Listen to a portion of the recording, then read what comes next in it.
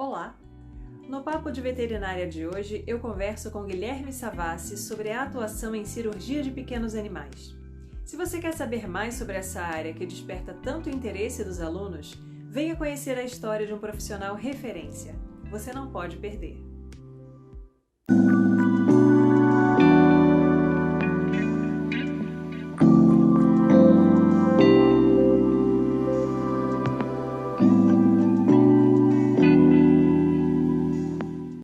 Olá, seja muito bem-vindo ao Papo de Veterinária. É um grande prazer ter você aqui com a gente hoje. Guilherme Savassi é médico veterinário formado pela UFMG, fez residência em cirurgia de pequenos animais na mesma instituição, mestrado em cirurgia veterinária pela Universidade Federal de Santa Maria e doutorado também na UFMG. É especialista em cirurgia diplomado pelo CBCAV e, atualmente, ele é cirurgião e diretor da Clínica Cirúrgica de Cães e Gatos, Dr. Guilherme Savassi, em Belo Horizonte, Minas Gerais. Então, seja muito bem-vindo. Obrigada pela sua disponibilidade de estar aqui conosco hoje. Boa noite, eu que agradeço. Para mim é um prazer, né?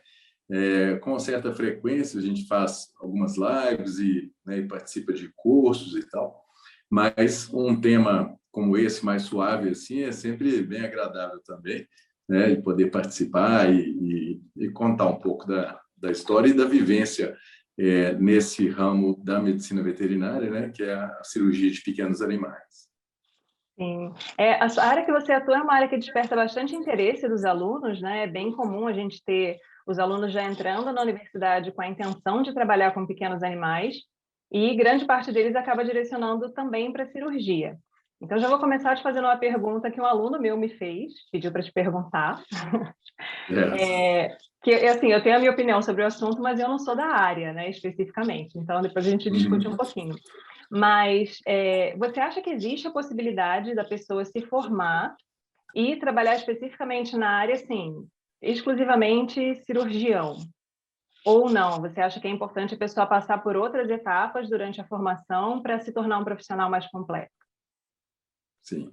Essa é uma ótima pergunta e que até difere dois termos aí que são completamente distintos mesmo, né? Você não pode ser um operador, né? Um operador, a gente pode até se referir a um operador de uma máquina ou de instrumentos num corpo, né? Numa anatomia. Existe uma distinção grande entre o operador e o cirurgião. Então, o operador é aquele que executa muito bem uma técnica por ter treinado, por ter um tempo de experiência, né? E praticado bastante. O cirurgião, ele precisa, é fundamental que ele tenha uma experiência clínica também, principalmente na clínica cirúrgica, né? Porque existe até um ditado de um cirurgião inglês, né? Que Henry Marsh, esse cirurgião que agora está aposentado, mas ele dizia que o cirurgião demora 3 meses para aprender a fazer uma cirurgia, 3 anos para saber quando indicar essa cirurgia e 30 anos para saber quando não indicar, né? Então, agora há pouco, antes de vir para casa, eu estava atendendo atendi 2 pacientes com ruptura do ligamento cruzado. Uma cachorrinha de 14 anos e já bem idosa, com comorbidades e tal, e uma outra de 3 anos, uma bulldog francesa, mas extremamente elétrica, né, com muita energia e com a vida toda pela frente. Então, não só a decisão por operar ou não, ou fazer um tratamento conservador, mas também por qual técnica optar, né? Isso aí a gente tem que ter bem claro, né? A experiência, na verdade, ela traz bastante essa clareza, assim, né? Para a tomada de decisão. Mas a experiência, e aí eu considero a residência um dos meus principais cursos assim que eu fiz, né, até hoje, e que também é outra questão que tem muita importância. Se de repente a pessoa às vezes já parte direto para um mestrado, doutorado na área da cirurgia especificamente, ela pode se tornar uma ótima cirurgiã, mas eu acho que às vezes pode queimar uma etapa que ela pode compensar de outra maneira, mas a residência eu acho que é um caminho muito interessante para ter essa vivência, para errar sendo tutorado ali, né, pelos professores e tal. E realmente hoje, por exemplo, eu tenho na clínica o doutor Henrique, que é meu braço direito lá, ele ficou 5 anos me auxiliando. E hoje em dia ele faz a maior parte das cirurgias, né, as cirurgias básicas ele faz todas, até algumas cirurgias mais avançadas também. Então, não tem jeito da pessoa chegar de uma hora para outra e já querer sair fazendo as cirurgias. A cirurgia é a última etapa de uma avaliação do paciente como um todo, né? Excluir outras doenças sistêmicas que ele possa ser portador e que, de repente, possa descompensar numa imunossupressão anestésica e cirúrgica. Eu tinha já um pouco dessa visão também, embora eu atue na clínica de grandes animais, né, por cima, né, bem distante, sim. Mas de uma certa maneira, eu vejo muita essa ansiedade dos alunos em saírem atuando na área em que eles têm a intenção de permanecer, né, uma vez se tornando profissionais, e nessa ansiedade eu acho que acaba tendo perigo de pular essas etapas que são interessantes para uma formação mais completa, né, uma base mais sólida ali, para você até poder fazer uma escolha com um pouco mais de critério, né? Até porque a gente sabe que dentro da própria clínica cirúrgica existem várias ramificações, né? Várias subespecialidades, e que às vezes a pessoa pode realmente se tornar muito boa em uma delas, mas possivelmente se ela tiver uma experiência, né, geral, ela acaba se tornando um profissional bem mais completo, né? Sim, sim, com certeza. E existe uma tendência, né, no início da carreira, e até existe um termo para isso chamado furor operandi, né, que é a vontade de querer operar tudo, né? Então, você está ávido por aquilo. Se você vê uma fratura, quer operar. Você vê uma cadela em gestação ali e a termo, aí você já quer partir para a cesariana. Então, isso é uma reação, um comportamento natural da pessoa que forma, logo, né, do recém-formado. E isso, eu não sei como, mas, de alguma maneira, o ideal é que fosse, pelo menos, inibido um pouco, né, para evitar, às vezes, cirurgias desnecessárias ou até o que a gente considera como a lei da medicina, né, de Hipócrates, essa lei de não fazer o mal, né, em primeiro lugar. Então, uma cirurgia é capaz de fazer isso, né? Capaz de fazer o mal, de deixar o paciente numa situação pior do que ele estava. Então, a gente tem que pensar nisso, né? Se a cirurgia vai ajudar ou não. E não simplesmente se aquela lesão ela existe e se aquele tratamento, então, ele vai ser instituído obrigatoriamente, né? E uma questão assim, né, que às vezes eu conversando com profissionais de outras áreas, eu levanto umas questões assim, fatos pelo qual a área é famosa. E os cirurgiões habitualmente têm aquela fama, né, de o cara que vai lá, que resolve a situação e que às vezes tem conflito com outras áreas. Então, eu até brinquei quando eu conversei com a Luísa, que é anestesista, e falei, a culpa sempre é do anestesista, né? Quando o animal morre, tem algum problema, a culpa é do anestesista, né, do cirurgião. E o cirurgião em contrapartida, né? Você acha que é normal na área, comum na área, ter essa questão de, por muitas vezes, o cirurgião ser o profissional que vai resolver aquele caso, né, que não foi resolvido pela clínica, por exemplo? Alguns cirurgiões começarem a se achar mais importantes, mais relevantes, né, por serem aqueles que resolvem, ou não tem nada a ver, isso é lenda da área?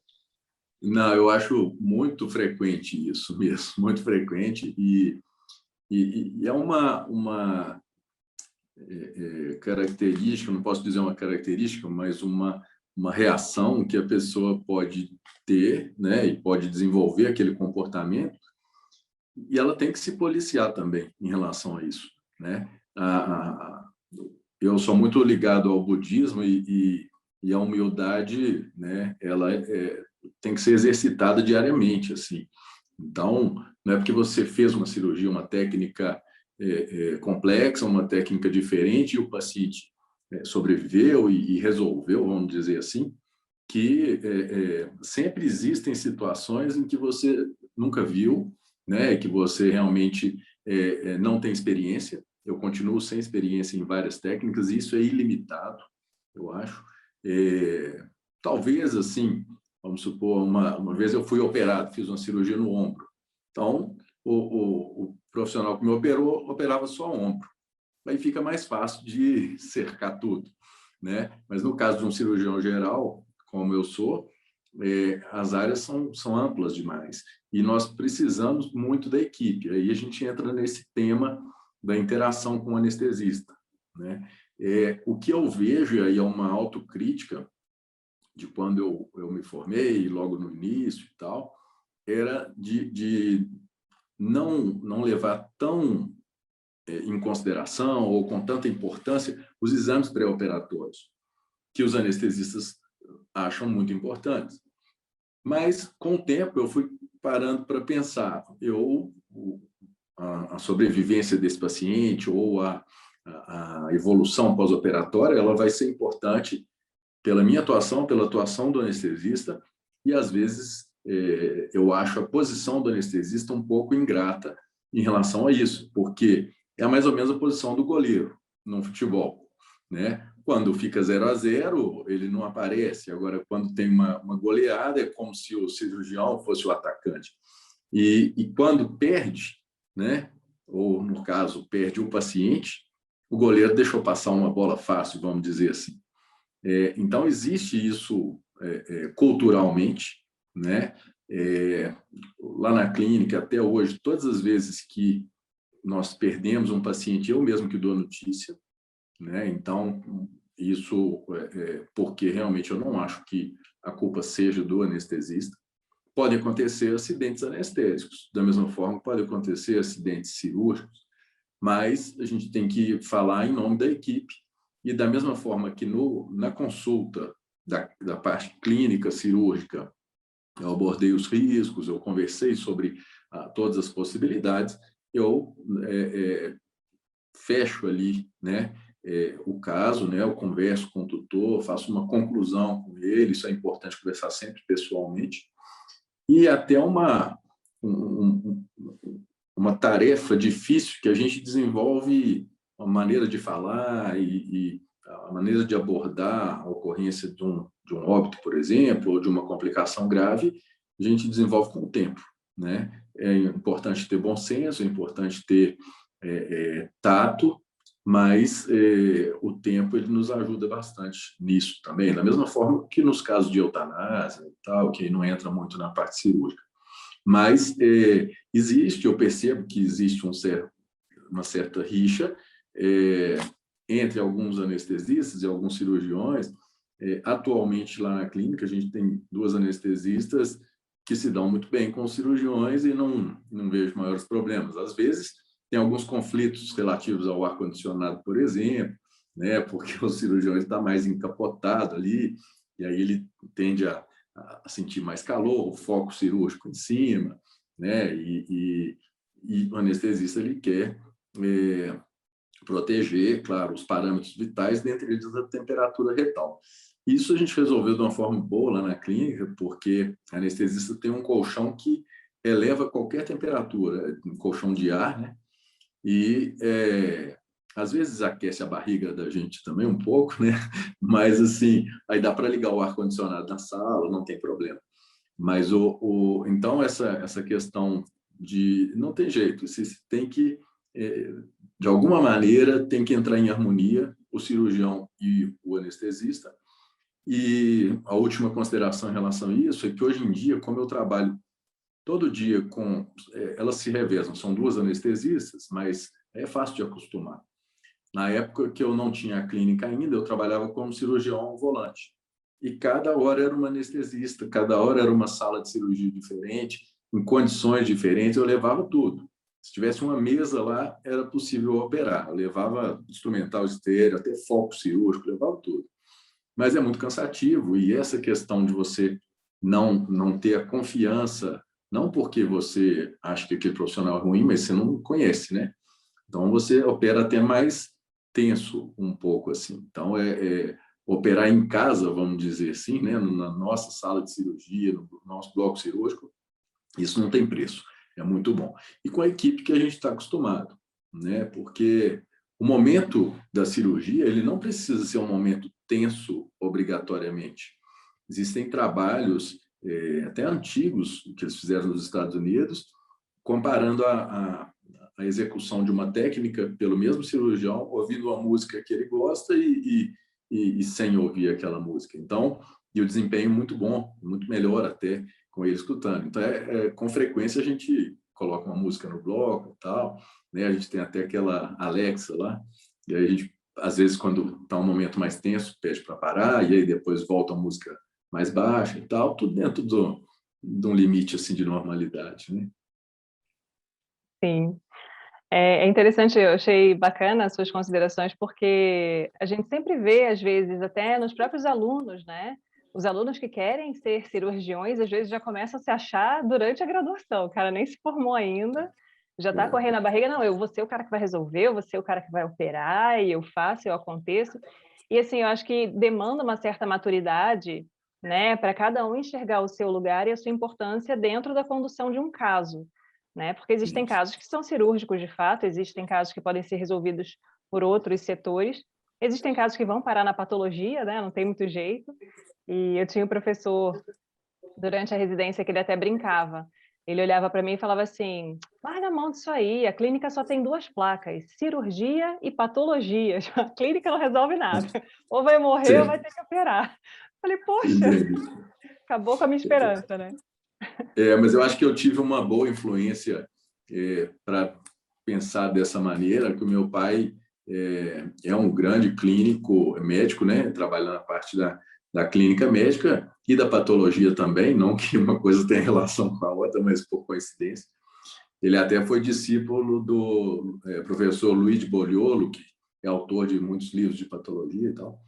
E ele sempre conversou comigo sobre isso e tal, e aí meio que eu tenho esse pensamento clínico também. E tem uma coisa curiosa que, assim, outra questão que pode interferir na indicação ou não de uma cirurgia é a questão financeira. Então, às vezes você atende um caso, você fala assim, não, eu quero faturar, eu quero receber pela cirurgia e tal. Mas isso não vai te fazer mais rico, não vai te gerar um faturamento maior, pode até acontecer naquele caso.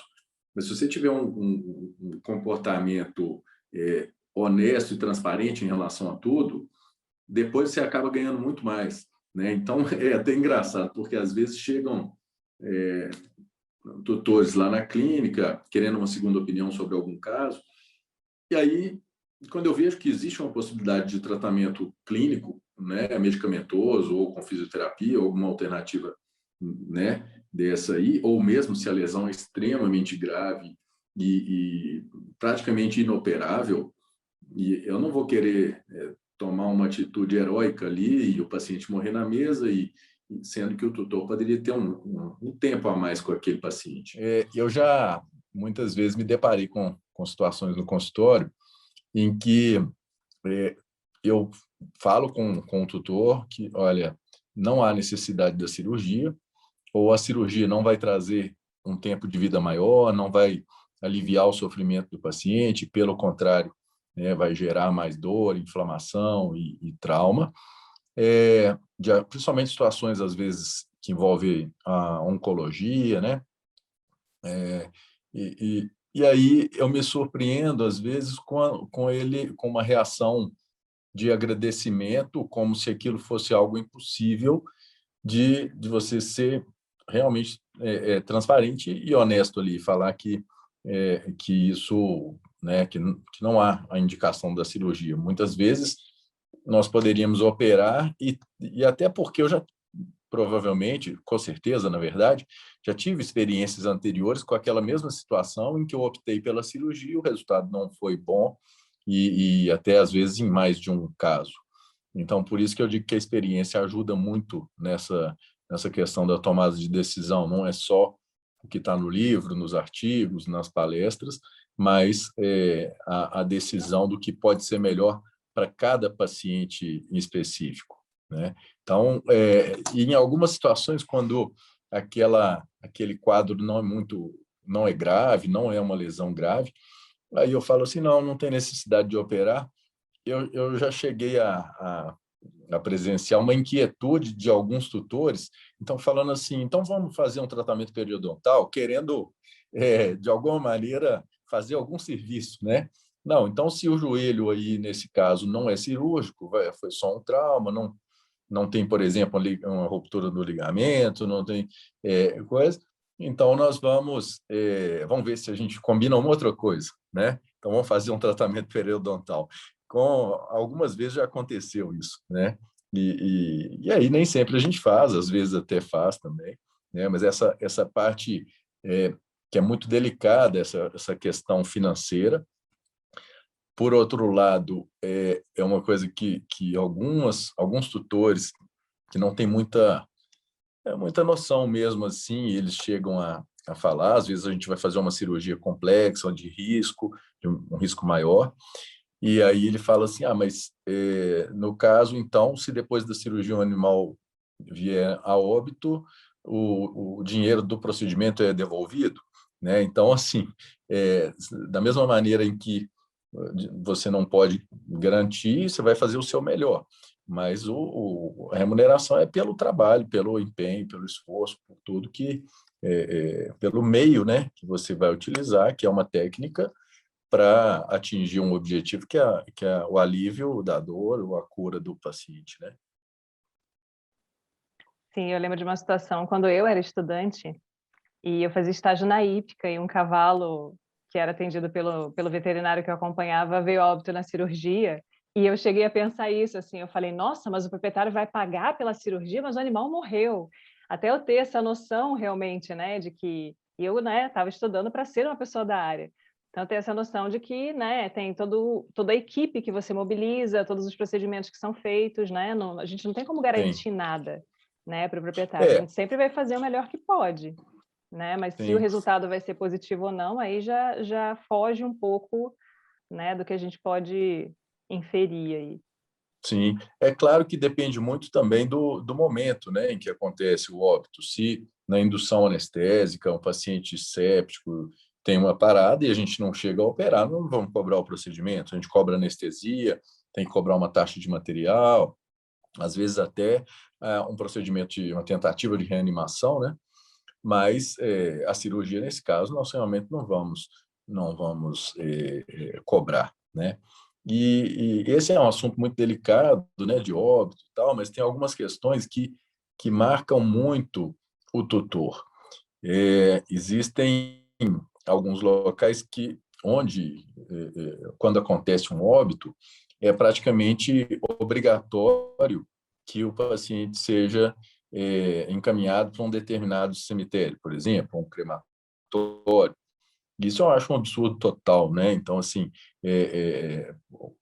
na verdade, você tem que dar a liberdade completa para aquele tutor, para ele fazer o que quiser, inclusive sem necessidade dele decidir naquela hora, né? Mas tem todas as opções possíveis aí.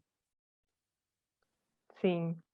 E aí, pensando na questão, né, dos colégios, né, que agora estão cada vez mais atuantes no Brasil. A gente sabe que, comparando, por exemplo, com a atuação do médico veterinário nos Estados Unidos, toda pessoa que quer se dizer especialista em uma área, ela tem que passar por uma certificação, né? E no Brasil isso não era bem assim, agora que está começando a ser regulamentado e se tornar mais forte. Então, na sua Sim. opinião, qual é a importância, qual é a relevância, qual é a motivação principal, que diferencial traz para um profissional ser filiado a um colégio, como o Colégio, né, Brasileiro de Cirurgia e Anestesiologia? Sim. Esse é um tema bem interessante e até atual, não só no Brasil, mas para mim em particular também, porque eu estou tendo a honra, né, o prazer de estar na diretoria do Colégio Brasileiro de Cirurgia, na diretoria atual. E em relação aos títulos de especialista, é uma tendência mesmo, né, que de cada vez mais os profissionais que querem atuar numa área, isso não é obrigatório que ele tenha um título de especialista, mas quando eu fui fazer a minha prova em 2017, eu encarei como um desafio para mim mesmo, né, independente, porque eu já tinha claro para mim que eu não iria seguir uma carreira exclusivamente acadêmica. Eu confesso que eu gosto mais da sala de cirurgia do que da sala de aula, dizendo especificamente em relação à graduação, não que eu não goste dos alunos, eu gosto muito dos alunos, mas eu adoro quem é empolgado demais com o que eu amo, que é a cirurgia. E é super natural, aí eu vou contar um caso meu, por isso que eu não julgo os alunos, mas quando eu formei em 1998, no final do ano, eu estava formando em graduação e fazendo vestibular para administração. Eu não sei o que deu na minha cabeça que eu cismei que ia fazer isso. Então, eu desconfiei que eu gostava de cirurgia ao longo da graduação, mas eu formei praticamente sem saber nada de pequenos animais. E aí, ao mesmo tempo em que minha turma estava fazendo a viagem de fim de curso, eu estava no primeiro mês do curso de administração. E aí eu detestei, eu falei, não, não é isso que eu quero.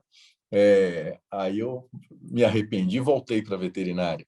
E aí que eu fui fazer estágio, mais, né, com mais compromisso e tal. E dali em diante, aí eu não olhei para trás e foi fundo mesmo, né? Mas, então, essa questão voltando aqui à questão do especialista, hoje em dia já tem o Colégio Brasileiro, que inclusive eu não sei se isso entra numa rixa, mas talvez sim. Antes era o CBCAV, que era o Colégio Brasileiro de Cirurgia e Anestesia Veterinária. Aí houve uma separação, né? Quase que conjugal aí. E os anestesistas criaram o Colégio Brasileiro de Anestesia Veterinária e agora né, está acabando de ser concluída essa adequação para o Colégio Brasileiro de Cirurgia Veterinária.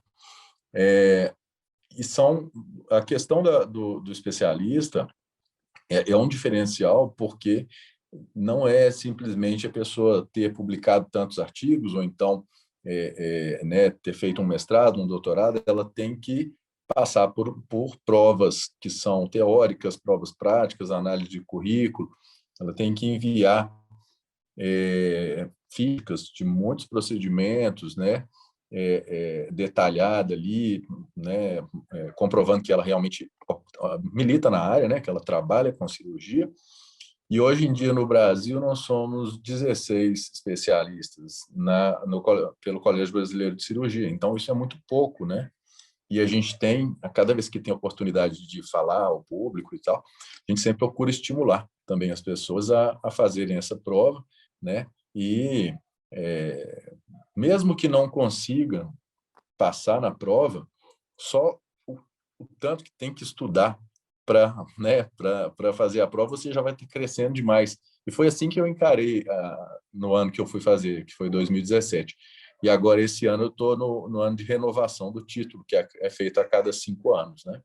Então, da mesma maneira que no Colégio Brasileiro de Cirurgia, no de Anestesia, no de Oftalmologia e assim por diante, a questão dos títulos, eu acho muito, muito legal e vale a pena como um desafio e também para o currículo, né? Com certeza vale, porque principalmente se a pessoa souber como que são 3 dias de prova, prova teórica, prova prática. Então, assim, de certa forma, é uma maneira de acreditar mesmo aquele profissional, né? Sim. E aí, pensando na formação, porque a gente sabe que o período da graduação é um período, apesar de serem 5 anos, é um período curto para aprender tudo que a gente precisaria para entrar no mercado de trabalho se sentindo um pouco mais seguro. Todo mundo sai para o mercado de trabalho naquele pânico e desespero, né? Meu Deus, não sei nada, o que vai ser de mim? E alguns optam por fazer a residência. Os programas de residência, eles são extremamente importantes, né, para o recém-formado passar por esse período de treinamento sobre a tutela de um profissional mais experiente, seja ele um professor ou não, né, porque aí a gente já tem opção de programas de residência em outros tipos de instituição, que não apenas as universidades, mas muitas vezes os alunos procuram cursos, né, complementares para conseguirem agregar um pouco mais de experiência em algumas áreas. E a gente percebe que com a ocorrência da pandemia, né, o número de profissionais aparecendo nas redes, às vezes por mostrarem muitas coisas, né, muitas fotografias, muito acompanhamento da rotina, acaba trazendo visibilidade para alguns profissionais, e a gente tem um número de cursos sendo oferecidos aí de maneira crescente, e eu acho que às vezes é meio complicado para os alunos conseguirem filtrar o que é um curso que vale a pena, né, e que tem até uma credibilidade, e um curso que não vale. Então, pensando na sua área, qual você acha que seria o melhor critério para selecionar quais são as atividades que valem a pena em termos de formação profissional, daquelas que talvez sejam mais aquela campanha de arrecadação de dinheiro, né? Que às vezes não tem lá muito mérito. Eu acho assim que é difícil, às vezes tem algumas instituições privadas mesmo que fazem cursos e que têm tradição, né? Mas eu acho que o principal é ver o corpo docente, né? Quem vai dar a aula ali, se é uma pessoa que tem aí sim, né? Que tem um currículo, que tem uma experiência naquele tema e tal, porque não só para ministrar esses cursos, mas também todo profissional ele hoje em dia indica alguns especialistas, mesmo que aquele profissional não tenha um título de especialista. Por exemplo, acho que fisioterapia não existe um título de especialista no Brasil, até onde eu sei, mas a gente chama de especialistas, né? Então, vou indicar um fisioterapeuta depois de uma cirurgia ortopédica. Existem aqueles que fizeram cursos, que não necessariamente têm experiência, porque a pessoa tem que começar de alguma maneira, mas ele tem que fazer um curso né, que permita que ele vai executar bem aquele trabalho. No caso de ensinar, a responsabilidade é muito maior. Então, né, simplesmente você faz uma matrícula num curso e tudo que você tem que ter um espírito crítico, né? Você tem que questionar ou pelo menos confirmar aquela informação. E eu acho então que eu até fui convidado hoje para compor o corpo docente de uma instituição de pós-graduação que eu não conhecia. Então, da mesma maneira, eu fui me informar com essa empresa, de onde é, como é que é e tal. Então, da mesma forma que o professor ele tem que se informar para ele não representar, né, não entrar numa fria, vamos dizer assim, o aluno também. E curso à distância é muito mais difícil para você ir lá reclamar, né? Reclamar de que não teve um retorno, ou mesmo que não ficou satisfeito e tal. Mas a responsabilidade é muito grande, né? É muito grande para aquele que vai tentar transmitir, principalmente de maneira online, a questão da cirurgia, porque a cirurgia é essencialmente prática, a teoria, a pessoa tem que ter uma conjugação das duas, não tem jeito, né? No caso da clínica também é muito importante a prática, né? Mas a cirurgia talvez um pouco mais, porque são muitas técnicas, maneira de apertar um pouco mais ou um pouco menos um ponto, todos esses detalhes que vão além da descrição de um livro, né? No caso da clínica, com certeza isso também tem muito a ver, né? Uma forma de palpar, uma manifestação e tal, mas então eu acho que talvez a melhor forma de filtrar um curso, né, ou escolher um curso seja através de avaliação dos docentes que estão ali com a equipe ali. Sim. E pensando na questão do ensino, né, da educação, de como as pessoas vão praticar até chegarem a serem capacitadas o suficiente para botar a mão no animal vivo, né?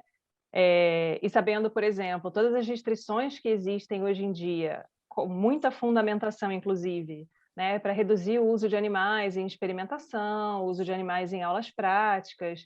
A gente sabe que existem técnicas que podem ser empregadas para reposição, não, para substituição, né, desse uso em animais, inclusive, né, experimentar ali em cadáveres, né, fazer as técnicas em cadáveres. Qual você acredita que seja a forma mais interessante, né, para o aluno praticar, para o aluno aprender as diferentes técnicas? Esses recursos de ensino, né? Esse ano até deve ter um encontro do Colégio Brasileiro de Cirurgia, também provavelmente deve ser virtual, mas ele trata dessas possibilidades, desses recursos. Dentro da microcirurgia, por exemplo, que me veio à cabeça aqui agora, existem várias técnicas, por exemplo, para suturar uma pétala de rosa, né? Ela simula bem uma veia que você vai depois suturar. Então, o exercício de manipular um tecido delicado já te ajuda demais para depois você realmente atuar num tecido vivo, né? E não fazer daquele paciente uma experiência sua sem nenhuma outra experiência anterior que não fosse causar mal, né, a ninguém. Então, assim, a questão de cirurgia em cadáveres, desde que autorizado pelo tutor, foi o que eu sempre fiz ao longo da vida. Então, sempre que eu tinha um procedimento, eu estava dentro da instituição, ou no mestrado, ou na residente, executava ali da mesma forma que existe a necrópsia, né, o treinamento da técnica, o ensaio da técnica num cadáver, e no dia seguinte, né, ou às vezes até no mesmo dia, você realizava aquela cirurgia de forma muito mais tranquila. Então, essa foi a experiência que eu tive assim, ao longo da vida e que me ajudou demais. Até mesmo procedimentos que eu já tinha feito antes, mas tem algumas cirurgias que não surgem todos os dias, todo dia, não é de rotina, assim. Uma cirurgia cardíaca, por exemplo, que surge uma a cada 2 meses, 3 meses, e aí você vai dissecar aquela região para se familiarizar com a anatomia ou recordar aquela anatomia, né?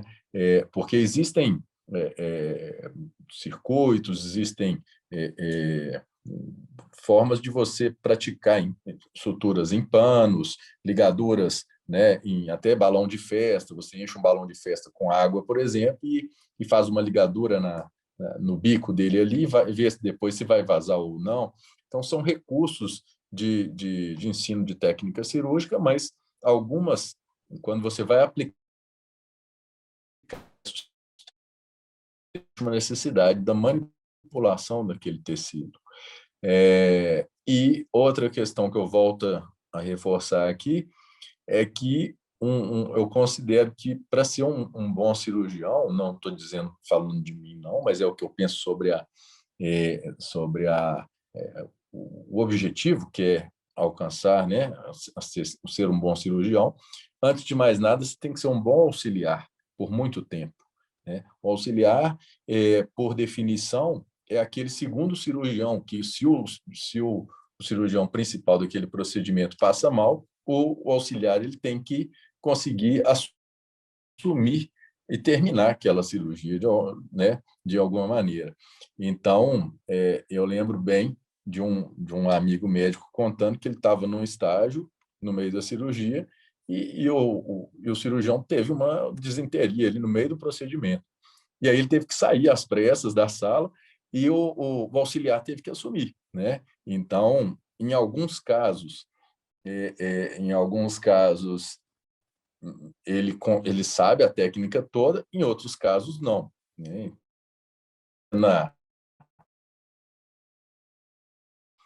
Que me deixou em apuros, assim, porque eu nunca tinha colocado uma placa. E a professora teve que sair às pressas ali, tinha que acabar de colocar a placa. Falou, vai colocando os parafusos enquanto eu volto. E aí eu achava que poderia fazer todas as perfurações e depois vir colocando todos os parafusos.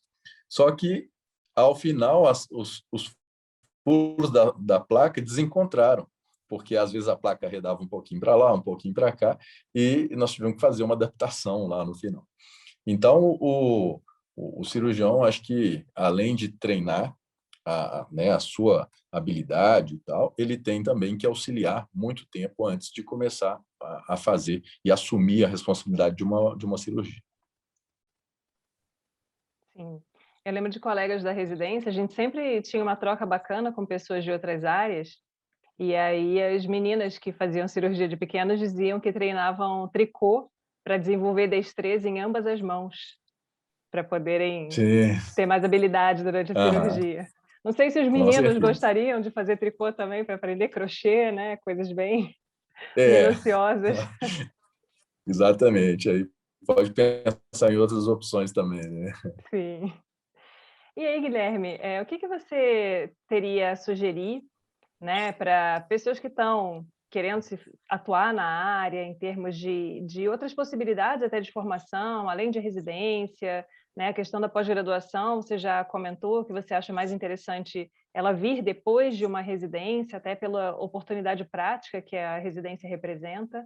Mas em termos de formação, o que que você acredita que seja interessante? Né, contando assim, com uma base ampla de uma cirurgia mais geral, né, que a gente sabe que tem todas aquelas verticalizações ali das especialidades. Sim. Eu acho que em primeiro lugar, se a pessoa conseguir despertar para aquilo o quanto antes, melhor. Eu tenho um estagiário lá na clínica que começou no 4º período, hoje em dia ele está no 9º período. Eu até brinco com ele, falo assim, daqui a pouco eu não vou, que chama Tiago, eu falo, Tiago, daqui a pouco eu não vou ter o que te ensinar mais, né? Porque você já está aqui há tanto tempo, o próprio Henrique e tal. Então, no meu caso, eu só despertei depois de formado, mas tem muitas pessoas que já entram na faculdade com aquilo ali, e elas ganham muito tempo com isso. Não só dentro de uma clínica, um hospital, né, ou mesmo um consultório, mas eu acho que a pessoa deve se aproximar também desde a graduação, ou mesmo depois de formado, das instituições que são sérias e que estão, de alguma maneira, contribuindo e atuando, né, defendendo aquela área. Então, como a Anclivepa, como os colégios brasileiros, né, das diversas especialidades.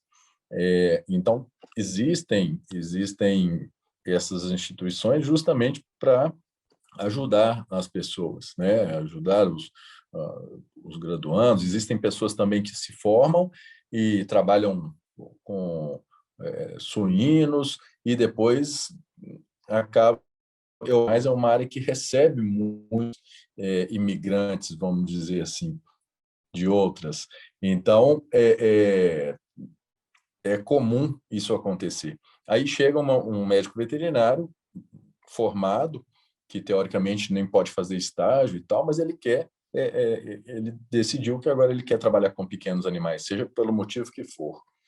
Mas o que eu considero assim em mim mais importante, né? Não foi nem o mestrado, o doutorado, isso foram consequências, mas é o prazer e o gosto mesmo por aquilo, né? Pela cirurgia. E da mesma maneira que eu sinto isso, né, com 20 anos de formado, outro dia conversando com um amigo que tem uma clínica de especialidade também, ele falou assim, daqui a uns anos eu quero colocar um tanto de gente lá para trabalhar para mim e eu vou ficar viajando, vou ficar em casa, não sei o que tal. Eu falei assim, olha, eu não me vejo assim, eu não consigo me ver assim. Né, eu não sou rico, mas mesmo que fosse, que ganhasse na loteria, que não vou ganhar porque eu não jogo também. Então, a minha vontade é continuar atuando, porque eu descobri o que eu gosto. Né? Às vezes, tem algum profissional trabalhando conosco na equipe que eu vejo que não está muito sintonizado, que não está feliz, né? E eu procuro, de maneira sutil, tentar fazer um alerta, falar assim, será que você gosta disso mesmo? Tal. Às vezes pode ser o jeito da pessoa, né? Tem vários temperamentos dentro da psicologia, que é colérico, tem o fleumático, tem vários tipos. Tem aquele que pode ser mais melancólico, tal, mas é importante a pessoa tentar descobrir o que ela gosta realmente, mas o que move ela por paixão, que no meu caso é a cirurgia. Por outro lado, ela também deve evitar as overdoses, né? Que é outra questão séria dentro da nossa profissão, de várias profissões, mas da medicina veterinária eu acho que isso é bem sério, e que pode levar ao burnout, né, ao cansaço, à fadiga extrema, por só fazer aquilo. Então, durante a minha vida, eu só fazia aquilo, só pensava naquilo, né? Então, eu só pensava em cirurgia, eu só queria estar dentro da sala de cirurgia, do bloco cirúrgico, e deixei de enxergar outras coisas que são importantes na vida, até mesmo para você ter o equilíbrio necessário para atuar bem no trabalho que seja, né? Que você hoje em dia eu tenho os meus hobbies, né? Eu gosto de tocar um violão, de fazer uma cavalgada. Não vou falar o time que eu torço para não gerar polêmica, mas o futebol de vez em quando também. Eu gosto muito de ficar com a família também e tal, explorar assim a natureza, ir para cachoeiras. Então são coisas que são cada um tem a sua, né? Tem o seu lazer, tem o seu gosto e tem que ter um limite, né? Você tem que ter um limite. Cirurgia sempre vai ter, pacientes precisando de cirurgia sempre vai ter, e você tem que ter o seu limite, porque senão isso pode gerar problemas sérios mesmo, assim, emocionais e tal. Eu acho que esse equilíbrio é fundamental. Com certeza, é uma questão que a gente sempre traz, né, nos papos, em todas as áreas que eu converso, essa questão do equilíbrio do pessoal com o profissional, né? As coisas que, durante uma determinada fase, a gente acaba tendo mesmo que fazer algumas concessões, né? Abrir mão de algumas coisas que são importantes para a gente, para atingir aquele objetivo.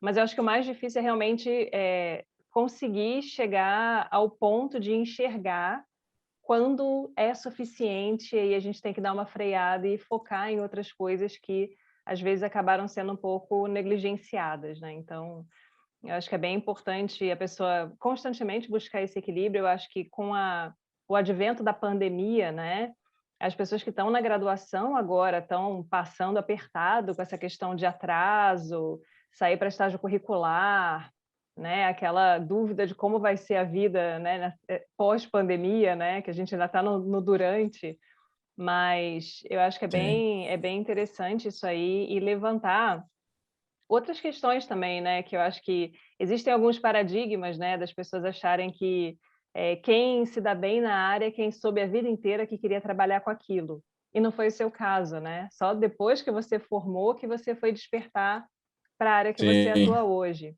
Eu não tenho nenhum problema em comentar sobre isso, até porque eu acho que ajuda muitas pessoas. Às vezes vão estagiários lá na clínica de vários estados diferentes, várias cidades, locais diferentes, e aí a pessoa acha que eu entrei no primeiro período já fazendo estágio na cirurgia, e quando eu conto a minha história, eles ficam extremamente aliviados, né?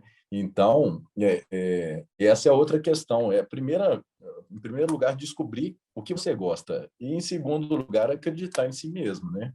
Que existe, na parte da cirurgia, existe muito isso. Ah, mas eu nunca vou conseguir. Ah, mas eu vou deixar o pedículo escapar. Ah, eu não vou conseguir apertar o nó como deveria. Então, você tem que, né, estimular a pessoa para que ela acredite em si mesma, né? Senão, realmente, ela pode ficar a vida inteira só auxiliando, e ela não vai chegar a encarar a responsabilidade. Existe sempre numa cirurgia uma tensão basal.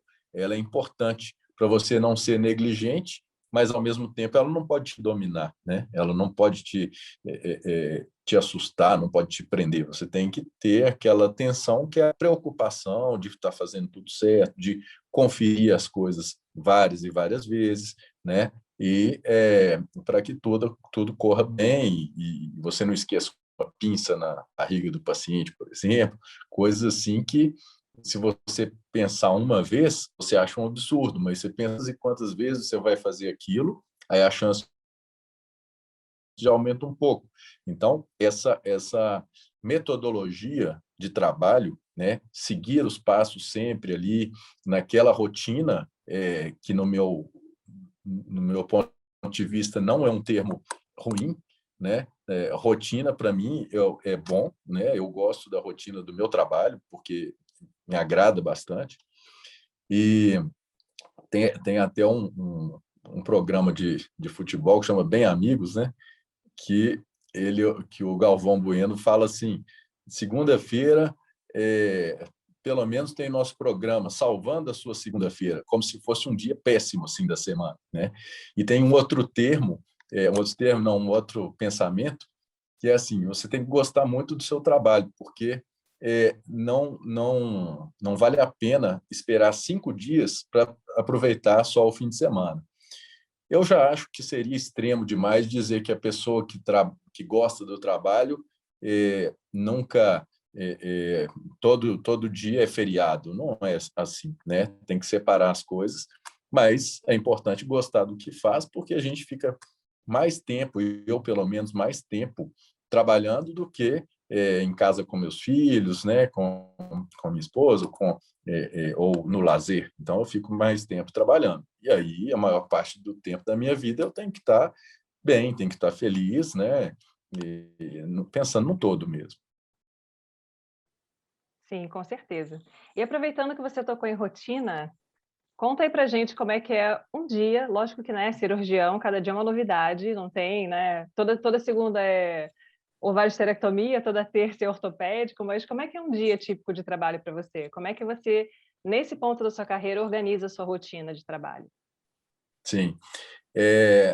A rotina, né, como eu falei, é um termo que, no nosso caso, é bem variável, porque a gente trabalha com cirurgia e emergências de todos os tipos, mas lá na clínica nós não optamos por não fazer vacinação, não atendemos pacientes com doenças infecto-contagiosas, e essa triagem é feita às vezes até pelo telefone mesmo, porque se nós fazemos cirurgias de problemas congênitos, um paciente com PDA, por exemplo, com 3, 4 meses de idade, que não tem sistema de imunização, né, não tem uma imunização adequada ainda, eu não quero submetê-lo a um risco de contrair uma parvovirose, uma sinomose, o que for, né? Vários e vários colegas já falaram, não, passa a atender também essas doenças e fazer vacinação também e tal, mas eu reluto e continuarei assim, relutando por esses 20 anos, falando assim, não, aqui eu trabalho só com cirurgia e emergência. E na nossa rotina, eu fiz de várias maneiras diferentes até hoje,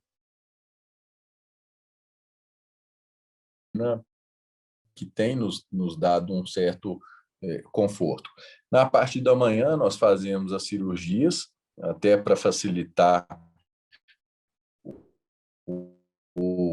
e a parte aí, dependendo da cirurgia que tem, eu começo a atender às 14 ou 15 horas, né? E aí eu vou fazer os atendimentos de consultas e retornos.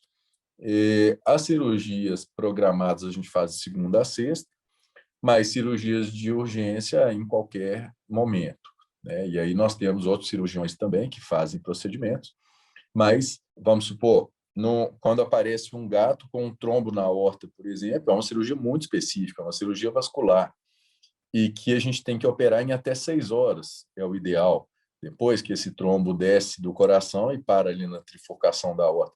Então, nesse caso, eu tenho que ir de madrugada, não tem jeito, né? Aí eu vou.